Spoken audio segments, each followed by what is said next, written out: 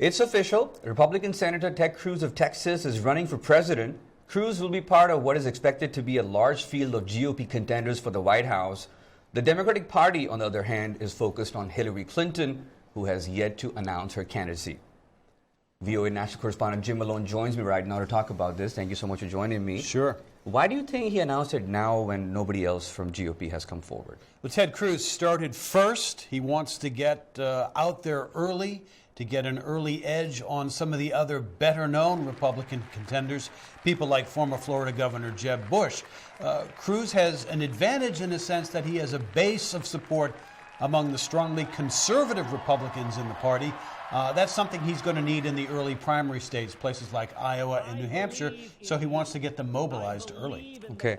What about his speech at Liberty University? Is that going to hurt him or help him? No, it's going to help him with conservatives. He made some bold pledges, things like getting rid of the president's health care program, Obamacare.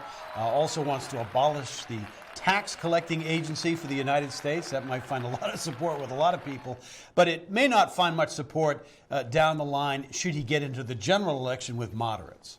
Who do you think is going to be his toughest competition from the GOP? It's a great question because right now we're going to have a very large Republican field, very diverse. You have people like Jeb Bush, who's well known in the party, but may have some problems with conservatives.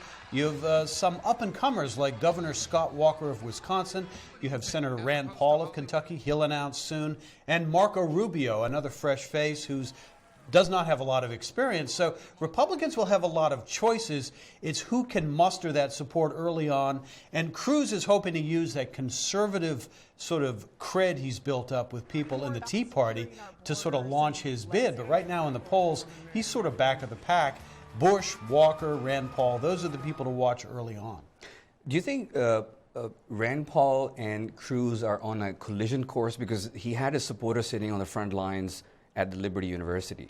Yeah, they're going to be very much competing for similar groups. Cruz hopes, by the way, to go beyond the Tea Party type conservatives who care about the government and money to also spread into religious conservatives, hence his appearance at Liberty University.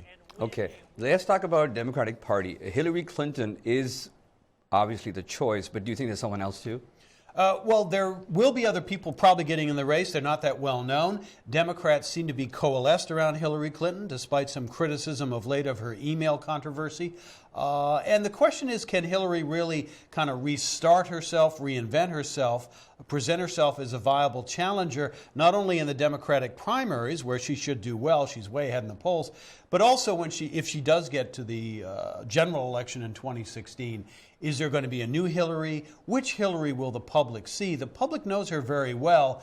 What case, what argument will she make that it's time for her to be elected president and not just returning to the past? It's an issue that Jeb Bush may have to deal with as well. All right, we keep an eye on that. Thank you so much for joining us. You bet.